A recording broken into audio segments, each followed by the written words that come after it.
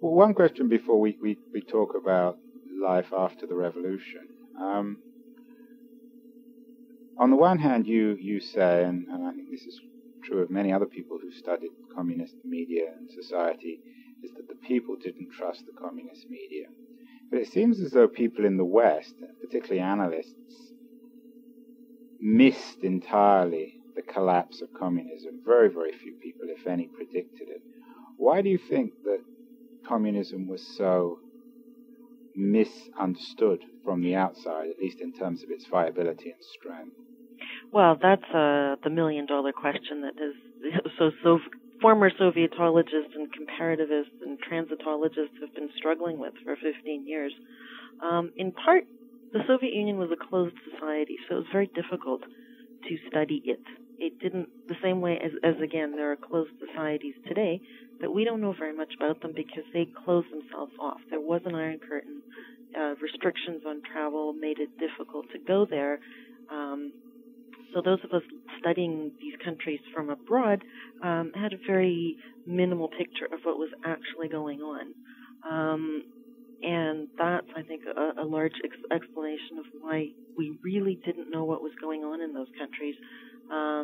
They were also deliberately distorting information about themselves, both to their own societies, to their own people, and internationally. I think examples of Khrushchev's flying nuclear planes during the parade to show how many missiles the Soviet Union had. We had no idea at the time that the planes were flying again and again, that there were 5 planes, that they were just circulating them. We thought that they had a whole fleet. So there was deliberate distortion on the part of the communist authorities, and also a lack of access to information, which has completely changed with the fall of communism. Right, right. So let's talk about life, particularly in terms of media, after the revolution. Very briefly, what happened in Ukraine to change things? Well, there were tremendous changes that happened very early on. But as time progressed, it became clear that the changes were not as substantive as they first appeared. When you say early on, what year are you talking about? The Soviet Union collapsed in 1991. Ukraine declared independence in August of 1991. And it was during that time that Ukraine disintegrated structurally from the Soviet Union. So it took control over the army that was stationed on Ukraine.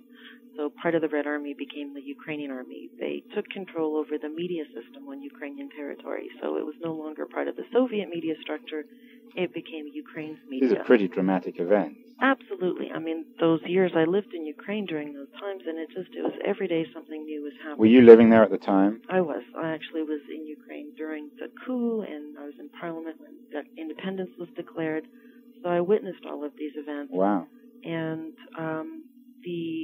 the Ukrainian elite was interesting in how quickly it took steps to separate itself from the Soviet center, from Russia, right, and try to consolidate its own political structures. And media was a big part of that, because those elites, as the elites today, continue to believe that media is an instrument of power, that they believe that they can shape public opinion through media. Right. So they wanted to gain control over media so that the Moscow elites could no longer influence the Ukrainian people. Right. So they took control of the media space. And the other interesting things they did is they privatized media. They lifted state censorship, and they opened up to global information networks. I mean, the Soviet Union was a very closed place until 1991 when it collapsed. And I remember living there. You couldn't even make a phone call. You had to go through an international operator right, who would place the call for you. So it was very, very isolated. To get news, foreign papers, you could get them in hotels, but they were 3 weeks old by the time you got them. So it was very isolated in terms of information, and with independence, that changed, and the barriers came down, and the feeling was very much, we want to be part of the global information highway. So the changes were dramatic in the early years, and a lot of new newspapers and magazines appeared. New television production companies just appeared out of nothing. And it was a period of real freedom of speech and dynamism. But what happened by the mid-90s is the political and economic situation became a little more consolidated because, of course, these changes were happening throughout society, politics, and economics, in every sphere, not just in media. But it was also very chaotic. And by the mid-90s, the situation stabilizes. And what starts happening is that the political elites decide that they really want to start controlling the media a little more. That this freedom of speech is all very nice, but they want to, they start re-controlling media. And by the late 90s, censorship has crept back in again. And the last sort of 5 years before the Orange Revolution, which happened in 2004, there was pretty intense censorship in Ukraine. So it really went back to what it was like before? It did. It did very much so. And what about in the late 90s? What was internet access like? The internet arrived in Ukraine in the early 90s. I remember having an email address in Kyiv in 93. But the access was very limited because the infrastructure wasn't in place. So the United Nations was one of the first organizations to start laying down those optic fiber cables, and the networks kind of being set up. And it's really the year 2000 is when the internet really begins to have a bit of an impact. Before that, it was such a small percentage of the population that had access that it wasn't very significant. And internet usage and access has been growing extremely quickly. It's the latest statistics from 2005 is that 12 million or 12% of the population is online, and that has grown from something like 2% of the population in 2000. So it's growing really quickly, but it's still a very small portion of the population has internet access. And are people mainly using it for email or e-commerce? Well, the profile of internet users is interesting. They tend to be urban. They tend to be young, students, professionals. And internet is used for entertainment, for information, for commerce. So those are the priorities. So really not that different from the U.S.? No, not at all. So let's talk about the Orange Revolution and the role of media in that. Perhaps you can give our listeners some background to this revolution, why it's called the Orange Revolution, and how media seems to be sort of central in it. The Orange Revolution was one of the most exciting events that I've lived through after watching Ukraine become independent in 1999. I was in Ukraine doing research in 2004, and there was a major presidential election.